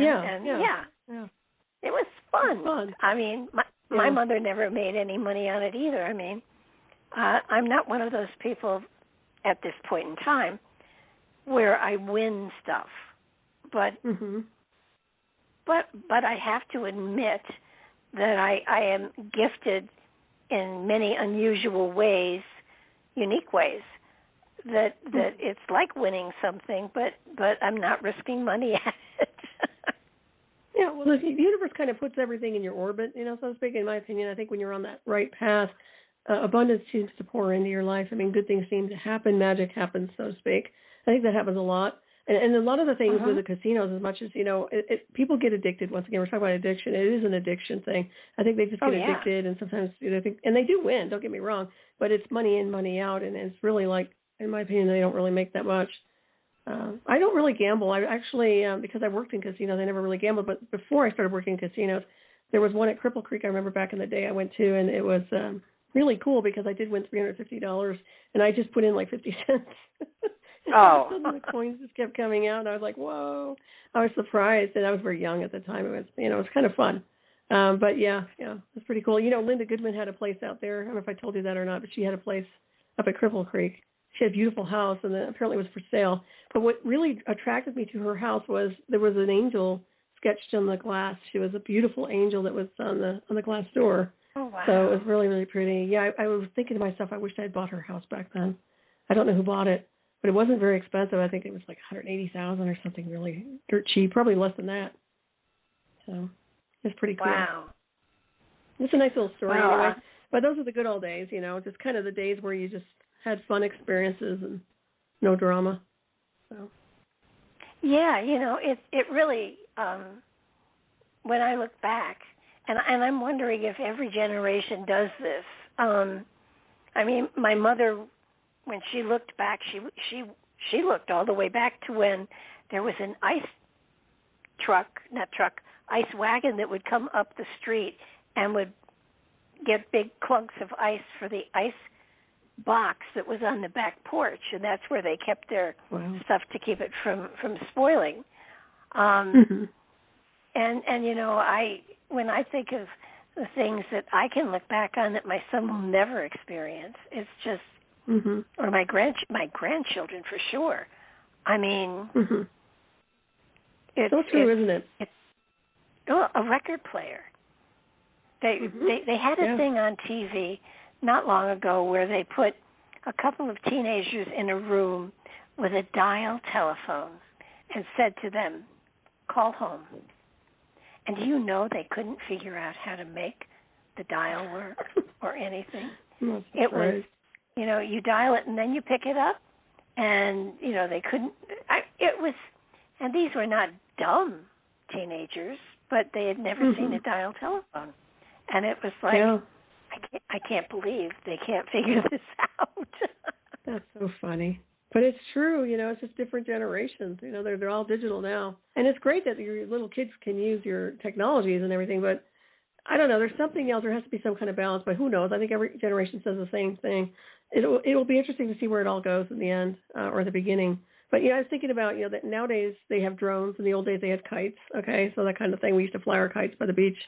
I remember the cool kites, the long tails. We learned how to fish. I don't know if people know how to fish. I mean, unless you're one of those outdoors people, but I don't think kids do that unless the parents take them out, and camping and all the cool stuff. It's just, I'm sure they do, but it just seems to me that things are changing so rapidly. Well, I'll tell you how old I am. When I was 4 or 5, there was no television. And when televisions came out, my father brought one, and it was in our living room. The screen was no bigger than an iPad, and even not that big, and it was only on for a couple of hours a day. Wow. And was it black and white? When there were, was it black and white? Yes, it was. And because they had color television too, Not right? back then. No. Wow. Okay. Color television didn't come in until 20 years later, 20, 30 years later. Really? So interesting. Actually, it wasn't until sometime in the 80s that television started broadcasting 24/7. It used to go off at midnight. They play the national anthem. It would be off until heaven forbid they do early that the next now. morning. I mean, when you stop to think about, it was really weird how there was that signal on the screen, and then I think 6 o'clock news would come on, and the early programming was it was unbelievable. I think I did something for my daughter-in-law, and it was one of the questions I had to answer was, what was your favorite television show when you were growing up? And the reality was, well, when I was growing up first, there wasn't any TV, but the variety shows that were on were actually funny. There was no political stuff. There was no religious stuff. It was just flat-out comedy. I mean, Caesar and Imogene Coca. I mean, some of the very early shows were just unbelievable. So it's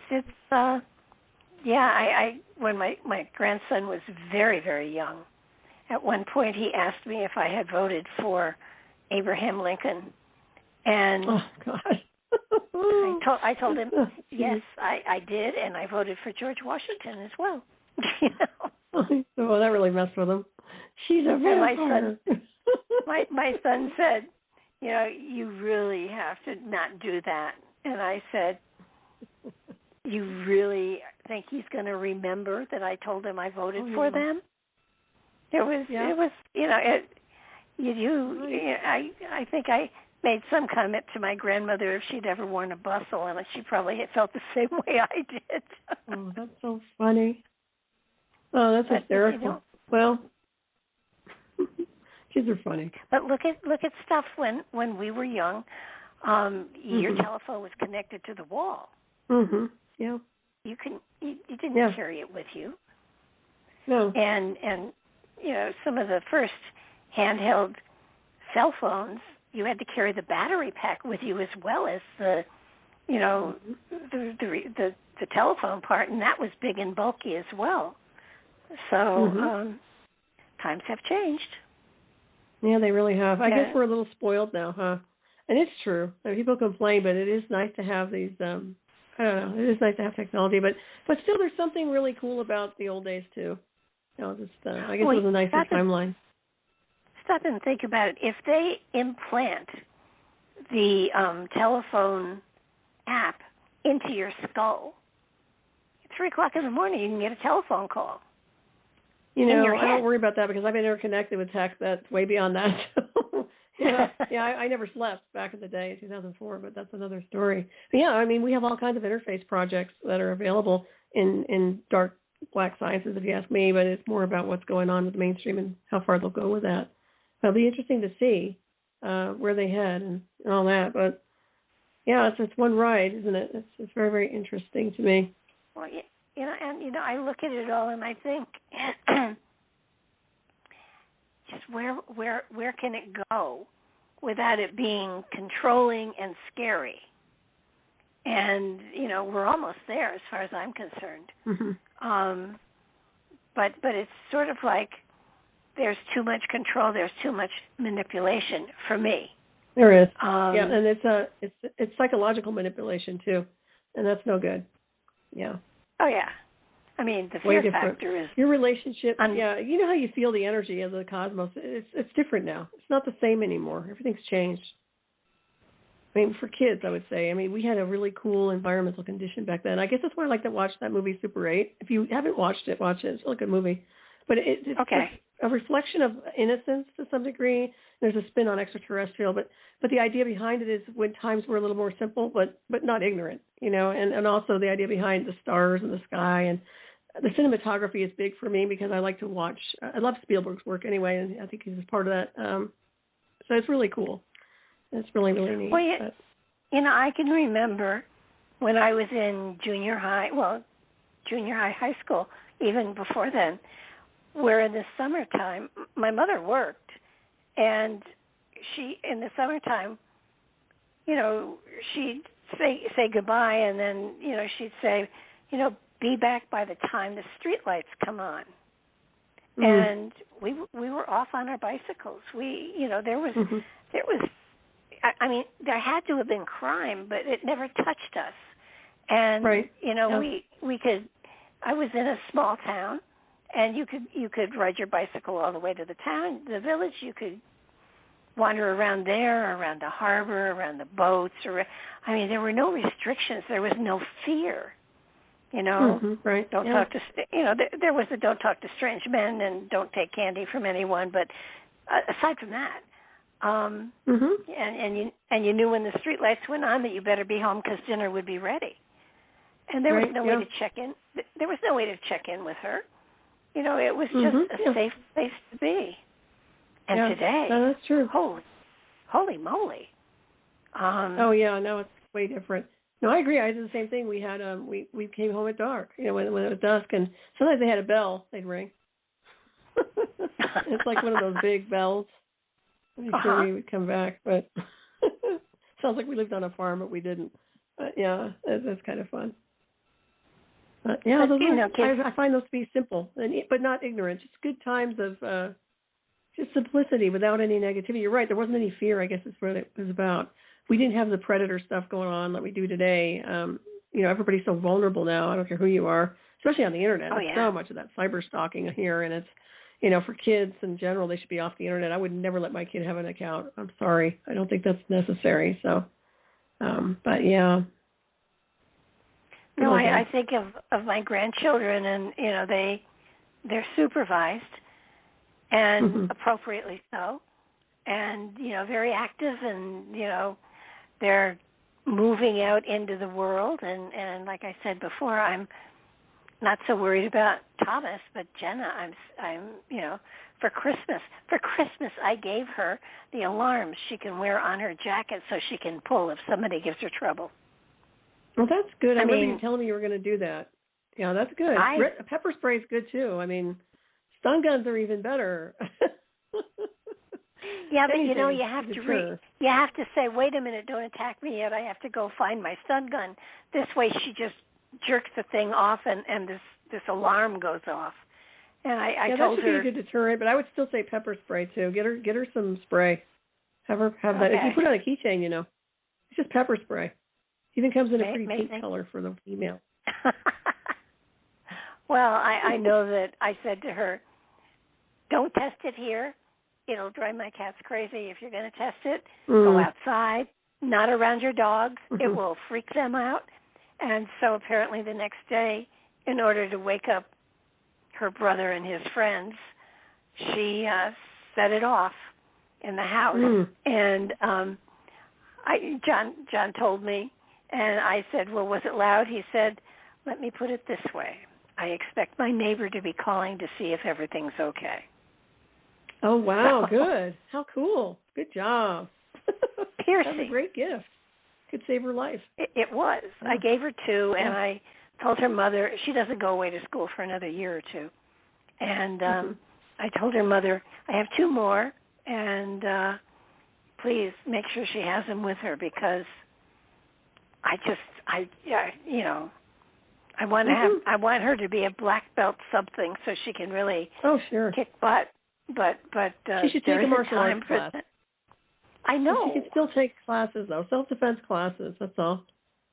She'll get it. Women are getting it. They're getting it. Even guys. I mean, they all should be taking some kind of self-defense class. Kinds of crazy out there.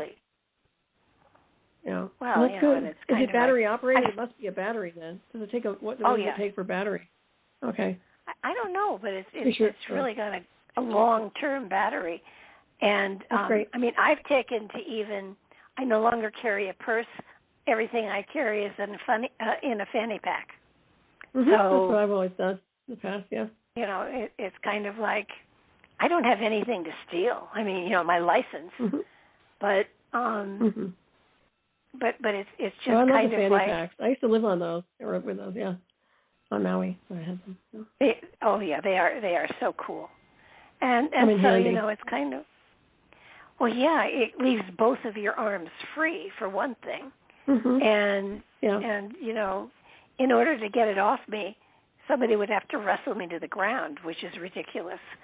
And no, I just don't look like I have anything to steal, and I don't. So look for somebody who's got a mink coat on and aim at them. Or a Louis Vuitton bag. Yeah, that too. Yeah, that they like too. those expensive bags. Oh, geez. I'm not approachable, so I don't worry about it. I think I told you one time somebody tried to hold me up at an ATM. Did I tell you that story? No. This kid came up and I was at an ATM, and he goes up and it was daytime, and he came up to me and said, he's like he had pretended he had a gun in his pocket, and I almost I come from surveillance, so it didn't really look like he had a gun, but he said, "Give me all your money," and I said, what I said to him? I looked him dead in the eye and I said, "F you."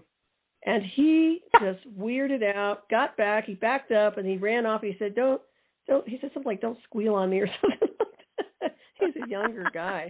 But nonetheless, I think he was bluffing, but he was still trying to pull it off, and it didn't work out. It backfired. So, but then I later on sat in my car like, oh my God, I can't believe I just said that. I can't believe, you realize that sometimes you do things just as your training goes, and it was so amazing that I even did that instead of just giving him my money or even thinking he might have had something. I was like, no, buddy, you ain't getting it. Sorry. So that's how that went. I think I would have said, no, give me yours. You've got more. No kidding. Well, be careful of ATMs. And even in the daytime, like I said, you never know who's around you. I don't like people getting close to me anyway. This happened several years ago. But, I mean, I have never liked large crowds. I always pick up stuff from other people, energy-wise. And I just don't like large crowds. Now, if I'm on stage or if I'm in a pulpit, I'm okay. But if I have to go shoulder to shoulder, and the fact that I'm only 5 feet tall, so I become a hobbit. So it's very, I thank God my son and my granddaughter are tall, because if I go anywhere with either of them, I just go along and I go in the wake of wherever they've gone, and I'm okay. Well, that's good. You have your own security team then.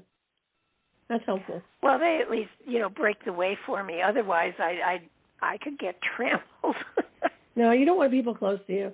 Excuse me. I know that we probably talked about that, but you have to be careful because you don't know what they have in their hands. Excuse me. Well, that's true too. Needles that's and true like too. that. I mean, they could have something. Yeah, because they drug people now. I don't like anybody getting close to me. And as a matter of fact, if they get too close to me, I say something to them. I say, "Can you back up?" I do not like it at all. I make it very clear that they need to back up. These days, I am exactly the same way. And I love people, but I really don't want to rub elbows with them. No, there's no reason for it. That was the only good thing of the shutdown was the 6 feet apart thing. But, I was great with that. I was like, yeah, that works for me. 6 feet, 20 feet. Walk around with a yardstick and say, whoop, you're too close. I know. Well, I have my big St. Bernard now, so. Oh. That stands out ahead of me. He's so cute. They're a great dog. He's the most gentle, beautiful boy. He's the most calm thing I've ever met. I didn't realize St. Bernards were like this. I would have adopted a St. Bernard a long time ago. Yeah, they're wonderful dogs.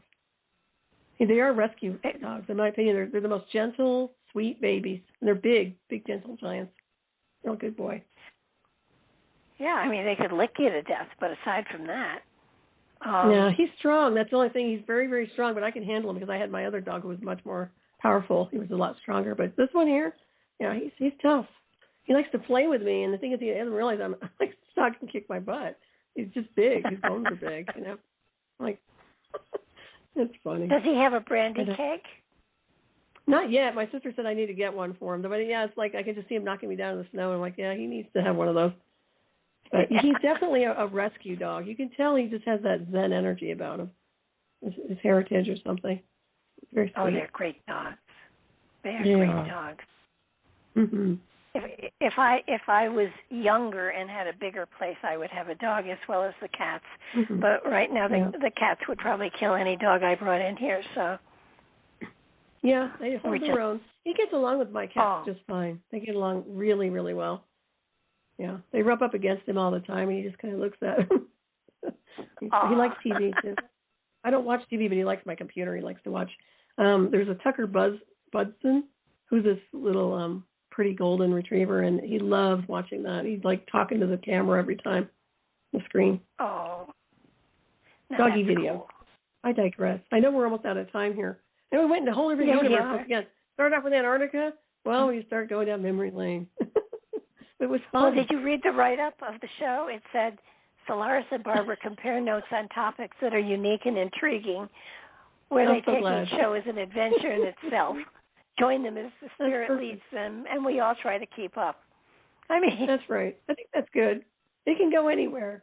Excuse me. And we do. Yeah. And we do. Yeah. Yeah, it's fun. Well, yeah, we are. I enjoy it. I always enjoy it. And Happy New Year, belated Happy New Year to you, Barbara. It's great to have you as co-hosting me with this. This is fun. We always have a good time. Well, it's my turn to pick next time. Right. And I know where we'll start. I'm not sure where we'll finish. You going to give a teaser or no? Not really. Not really. I think I'm going to save that. I think sounds good. Actually, it'll be this month that we have the next show because this was our show for New Year's Day or whatever. So that's right. Yeah.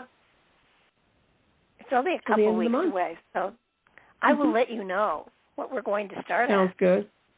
All right. And where we end? We will go from there.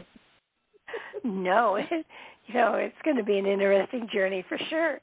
But thank you so much again. And my pleasure. My honor. So mine too. Mine too. It's always good to pluck your mind and see what comes out. And it's always a surprise. Likewise. Well, as long as it's not Jack in the Box, we're good. Oh, no. Well, so I'll say goodnight for now, and I will talk to you soon. Sounds wonderful. Thank you, Barbara. Thank you, everybody. Thank you, and thank you, everybody, for listening. We certainly have enjoyed having you eavesdrop on us, so please come back next time. All you have to do is go to barbaradulong.com. The calendar is right there, and you can see when the next show is, and join us for our romp through time and space. Good night now, and have a great evening and a great tomorrow.